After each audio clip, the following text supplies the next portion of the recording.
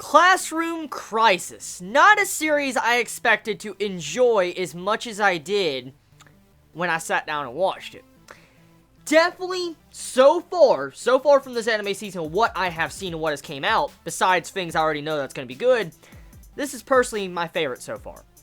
Definitely. Classroom Crisis stunned me with its first episode. The introduction to the characters, to the premise, to the setting, to, what the main series is about. I really like that. I really like what this first episode did. Before I even get into my first impressions / review of this episode, I'm just going to say right now, go watch this. If you like, sci-fi and, you like stuff, life on Mars and, I guess mechs and, like, driving, like, giant-ass, like, racing fucking planes. It's like futuristic airplanes or shit, going through, it's like spaceships, it's fucking cool. Just go watch it. If you're into that type of stuff with business and economics and stuff, you're gonna like it. So, now that I've said that, and you're going to go watch it, and you're continuing the video, the economics part, when it came to the politics, to the economics, to how much that fucking, oh my god, dude. Okay, so that's, I don't even know what to classify, I guess like, an airplane, like a futuristic airplane. You have it to where it breaks down and gets destroyed at the end of this episode, and we come to find out how much that fucking costs. Like, dude, I was sitting there dying, man. I was like, oh my god, I'm so glad, like, this is just anime. Like, if a company got hit by a bill like that, that could put them out of business. Like, the cost of that machine could put a company under. That's how much it fucking cost. And I'm like, damn.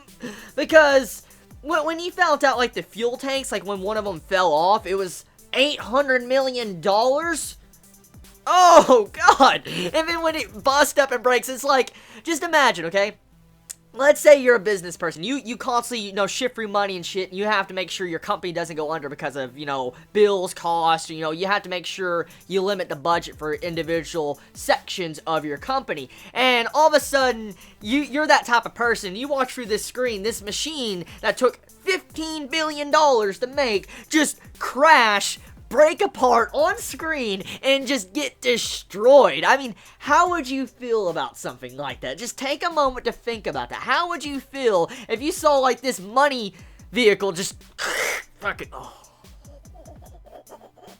just like that alone, man. I was sold. I was straight up sold when I saw that in this episode. Like, I'm like, yep, I'm definitely going to watch this series, because that right there, I love my economics, and I love my politics, and I love stuff like that. It really gets me into the series, because it's just something, it's rare to see in anime. Like, it's rare to see, economics and politics pop up a lot, and I highly doubt this series is going to focus on economics and politics for majority of the series, but judging by the premise of the way it was introduced at the end of the episode, I have my hope about the politics and economics, because the main point of this series, from what we can see with I guess one of the main characters' introductions at the end of the episode, Kiru, I think that's his name, he lets us know that he is there as a transfer student to downsize the budget of ATEC, because they've been spending way too much damn money in the past couple of years. For instance, they've been exceeding their budget and going around $50 billion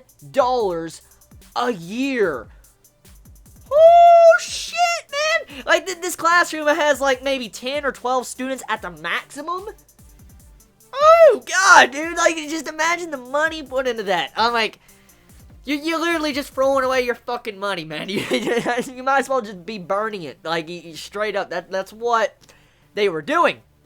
And when you come to find out this dude, he's like, you gotta save me. You save my ass. And you realize how much it costed you all to save my ass? Like, this is the, like, president of ATEC that's talking to them, that was transferring into their classroom. He starts talking to the teacher. He's like, you realize how much this entire affair of you trying to save me as a hostage cost ATEC and, this company? He's like, that vehicle right there, that cost $15 billion. That's not counting the flight fees to the gas and shit like that. That easily goes up to like $1 billion. He's like, that's nothing. And he's like, you realize that you all saving my ass and doing what you did exceeded the hostage fee. For instance, the hostage fee was like, I think in the millions? Yeah, I think the hostage fee was in the millions. Or even 7 billion. It was one of those, okay?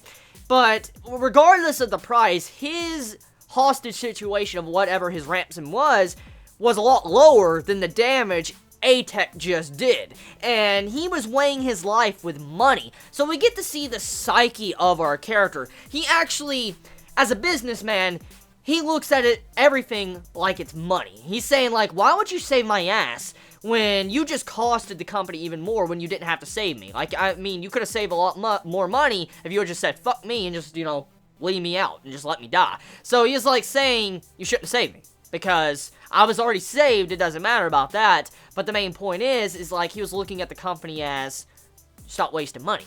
So I like that. I like his character so far. He seems to be a bit of a prick, but he seems like a cool character. I can't wait to see what type of interactions we're going to have with him with the sensei, since he's going to be downsizing the budget of the classroom, and they're no longer going to be able to exceed that $50 billion budget. Like, I don't even think it should be that high. It's probably going to go down like maybe $10 billion a year, and okay, anyways, the setting, like, when it came to the setting, I didn't expect it to be on Mars. I knew it was a futuristic series when I saw the motorcycle at the beginning of the episode, the way it was done. I thought, yeah, this looks like a futuristic series. And then, as the episode slowly progressed, when he got around to the halfway point, when we actually get to see the big fucking machine vehicle just come out and fly into middle of space, I'm like, what the fuck is going on here? We got to find out it's Mars, and I'm like, okay, so this series is not taking place in Japan or on, you know, Earth. It's taking place on Mars. And that right there makes a very unique setting for the series. So I'm liking the setting. Animation, for the most part, moe type animation. It's not so moe where you're like, moe blob and it's a piece of shit. But it's moe. It's straight up moe, but not too much moe. It has a good cast of characters from what I can see. Each individual character has their own different personalities. That's very unique. I like the animation, and I love the opening song. Like, you know, the music we had in this episode and all that. It was really good. I like that. I like that a lot. So, first impressions of the series, definitely a must-watch so far from this anime season. Give it a shot if you'll like it or not. If you don't like it, well, you don't like it. That happens. I mean, everybody has different tastes. But personally, to me, one of my favorites so far from this anime season. We'll have to see if anything else can top it, which I really think there might be, but we'll have to see. So tell me your thoughts. You all have a wonderful day or night, wherever you live. Please be safe. Chibi out.